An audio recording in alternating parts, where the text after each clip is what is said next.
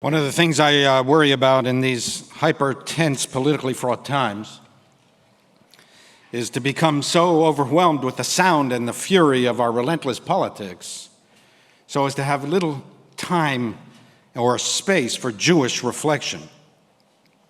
America is in crisis. The Jewish community is challenged in ways most of us have never experienced in our lifetimes, and Israel is in existential turmoil. And these are the matters that most of us constantly think about nowadays, and consequentially, it's what many rabbis, including me, address most frequently with their congregants. I don't regret it. Judaism demands that we involve ourselves in the social and moral well-being of our country and our people.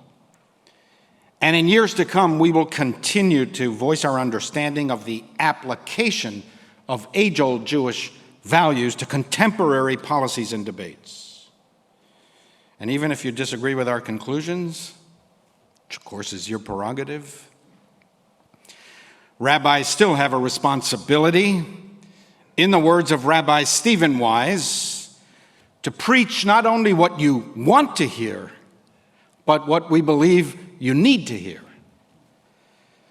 At the same time, I worry that the drama, the weight, and the import of contemporary politics so dominate our every waking moment that there's little room left for the contemplation, reflection, deliberation, and rumination necessary to live full and productive lives and full and productive Jewish lives. Judaism is filled with teachings about how to stay rooted while the storms rage all around us. So I was intrigued by the recent controversy that erupted around Vincent van Gogh's last painting, Tree Roots. Have you seen that? Do you know what I mean? Anybody? Art historians tell us that Van Gogh spent most of his last conscious day, July 27, 1890, hard at work on this painting, Tree Roots.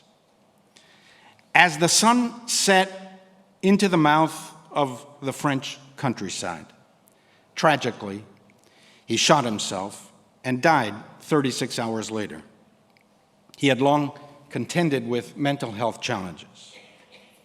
And given these circumstances, it is especially poignant that Van Gogh purportedly wrote to his brother Theo that his study of tree roots represents the human struggle for life, the frenetic effort to stay rooted while the storms rage all around us. And scholars believe that they identified the actual gnarly tree roots that Van Gogh painted in the small village of Auvers-sur-Oise, north of Paris, where Van Gogh spent his final days.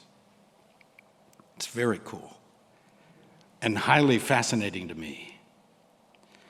The painting represents and embodies the last thoughts of the great genius. And you can actually go to the place in the French countryside and see what Van Gogh saw and painted and depicted in his last waking hours. Now, almost 135 years later, the municipality of Auvers claimed the property for itself, citing the need to take it from the private owners of the land on which these tree roots exist. The property owners claim that they too want to protect the roots, and the municipality is preventing them from doing so.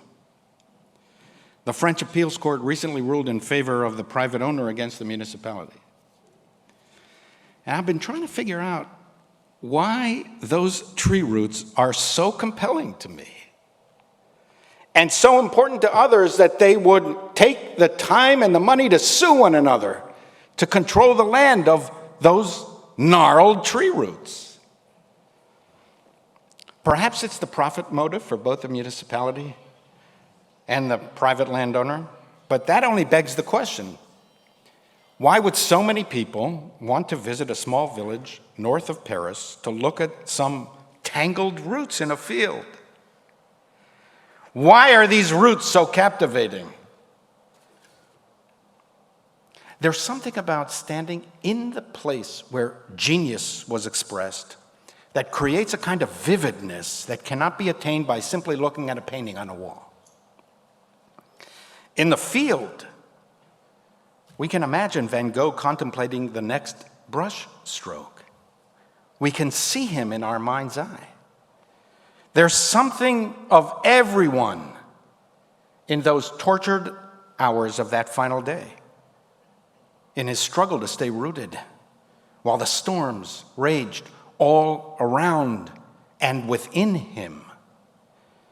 And there's something of the universal tragedy of life in his failed battle to weather the storm.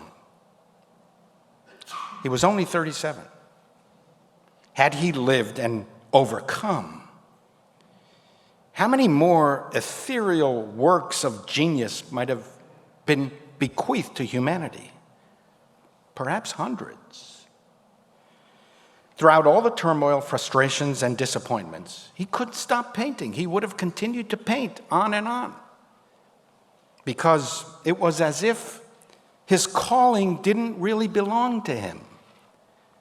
It was more that he belonged to his calling and was a servant, even a slave of his calling.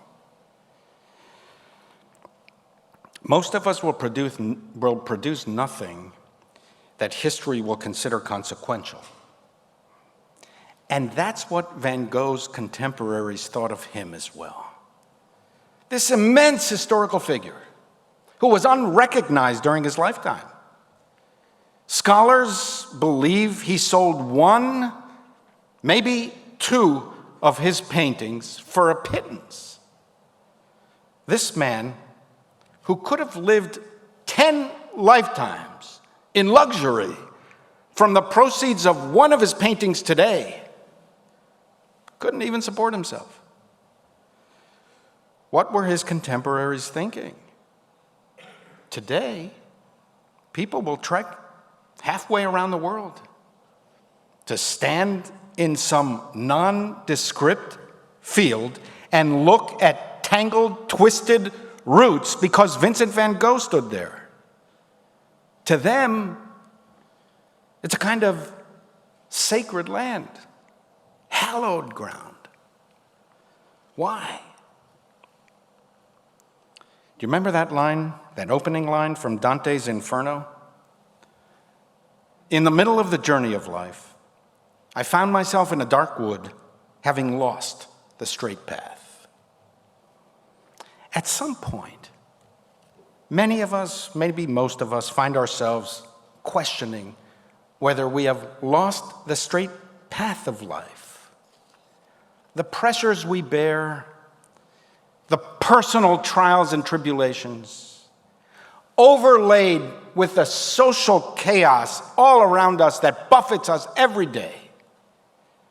These often so overwhelm our sensibilities that we question whether we have lost the straight path out of the dark woods of life. We find ourselves asking, what's this all for? Even if we're skilled at what we may do. Many of us will reach a point in life when we ask ourselves, what else? Deep down, we know that our purpose is not only to be good technicians, masters of the mechanics of life. Rather, we yearn to intensify our sensory capacities, to feel life, not simply to pass through or to observe life from afar, to mean something, to count for something. We crave passion and inspiration, something that will lift us up and out of the day-to-day slog and draw us nearer to the mysteries, the beauties, and the wonders of existence. in distinguishing between mere talent and surpassing genius. Philosopher Arthur Schopenhauer wrote that talent hits a target that no one else can hit. Genius hits a target that no one else can even see. That is the function of great art, to open up vistas that no one else can even see. In Van Gogh, we sense human capacities that go beyond our own limitations, transcending what we ourselves even imagined, and in reinforcing our intuitions of the vast, undiscovered, and untapped potential of life. But great art, as life itself, is not science. It hints, but it does not explain. The artist reveals something, tangled roots, but we must imagine the rest. That ability to awaken our powers of imagination is the greatest gift of all. Because only imagination allows us to break the chains that bind us to our own limitations. Observing the otherworldly depictions of light in the Potato Eaters or Starry Night, or so many other Van Gogh masterpieces, I'm reminded of that beautiful Talmudic teaching. Rabbi Elazar taught, when God created the light of the first day, it wasn't the light of the sun. It was a different kind of light through which human beings could see from one end of the earth to the other. But when God saw the corruptions of the generation of the flood, God feared that they would misuse this light for evil purposes. So what did God do? The Holy One hid the original light of creation, concealing it for the righteous souls of the future. Van Gogh must have found that light. By expressing it in human form, he helped us see from one end of the earth to the other, bridging the finite and the infinite, inspiring us to slip the surly bounds of earth, to trod the high, untrespassed sanctity of space, and there to touch the face of God.